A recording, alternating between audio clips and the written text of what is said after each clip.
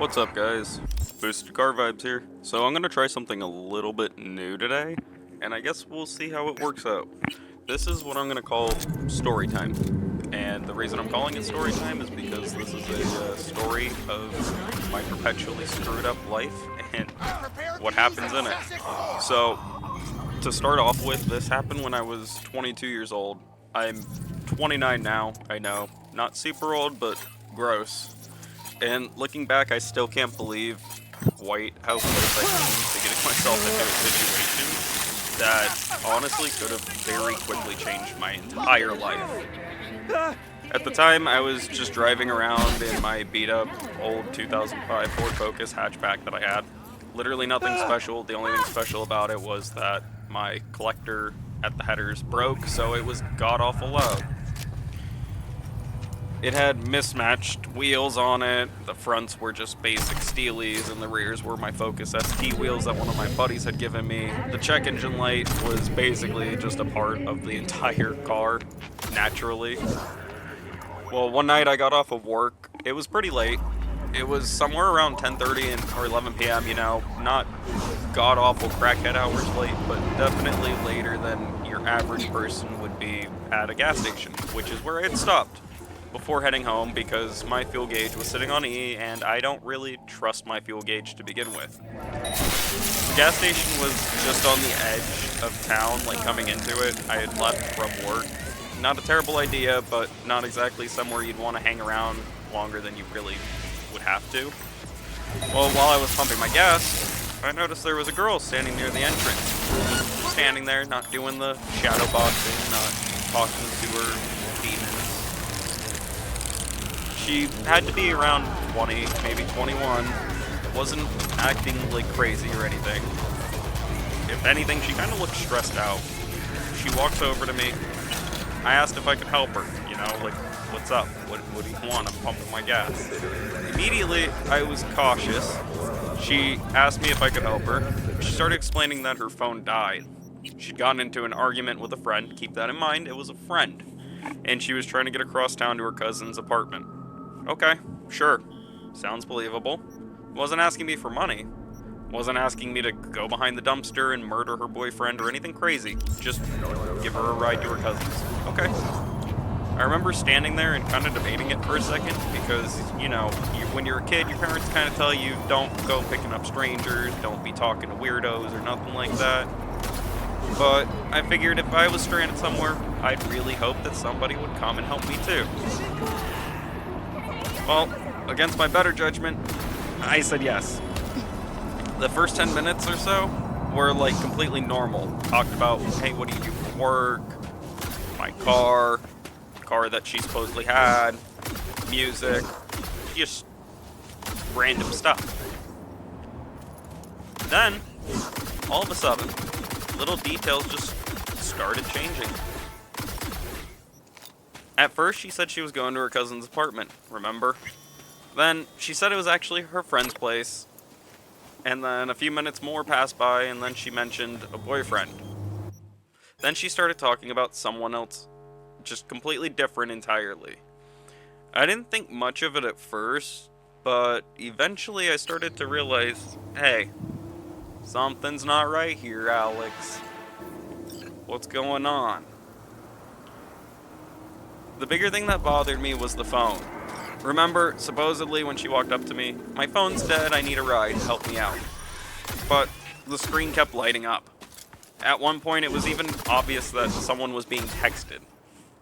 I didn't say anything because I didn't want to make the situation more awkward than it had already become by this point, but that was the moment where my brain started going, okay, something's not right here.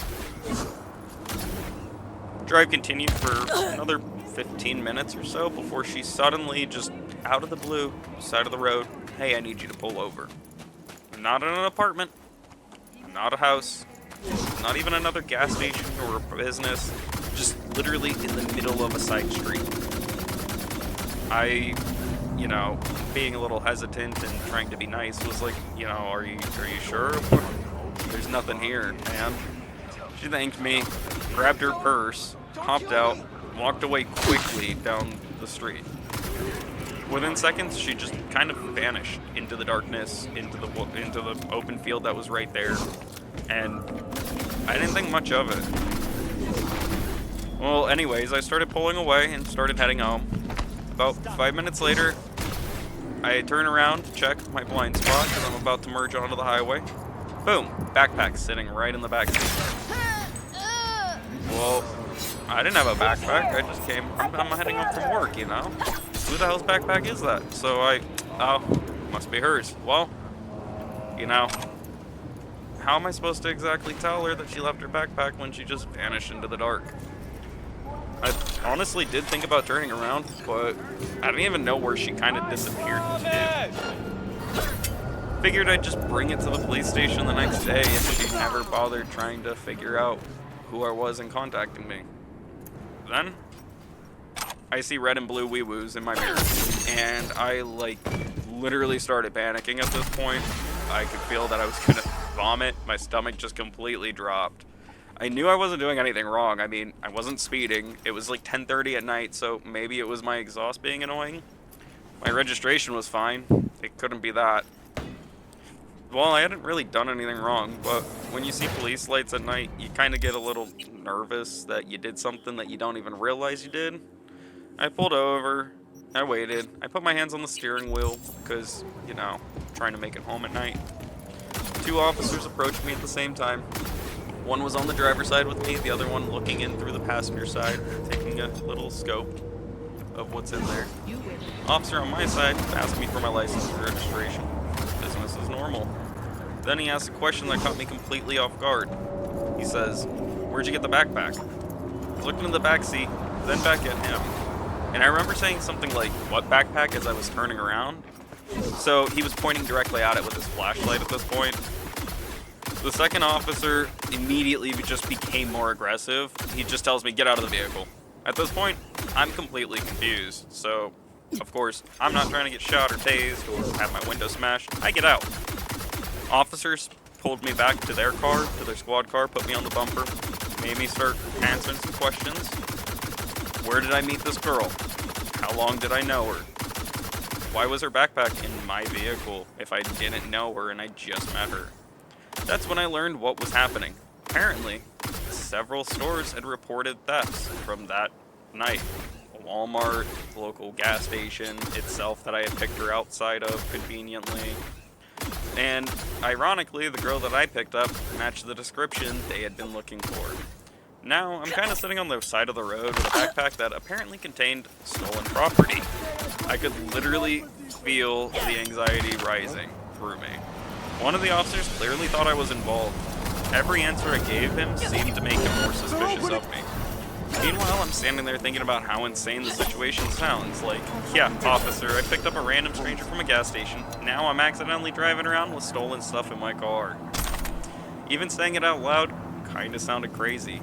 Then came the thing that probably saved me. The gas station. It was 24 hours. There were security cameras everywhere. I told the cops exactly, look, this is where I picked her up at roughly this time. For about 20 minutes, they kept questioning me while another officer had gone there personally and checked the footage.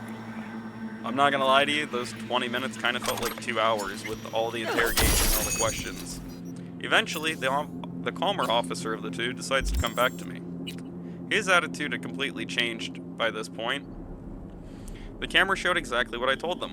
The girl approached me, we talked, she got in my car.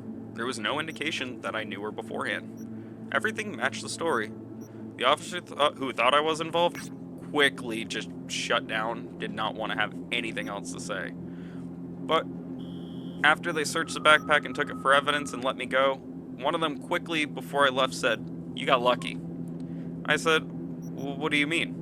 He said, if they'd found me even just an hour later with this stolen backpack full of stolen goods in my vehicle and no immediate connection knowing where it came from, things could have been much more complicated. I drove home that night thinking about how me being nice to somebody quickly turned into me almost going to prison. So my one word of advice for everyone out there, if you're thinking about giving a stranger a ride, make sure that you know why they're asking you for a ride, because it could turn out really bad.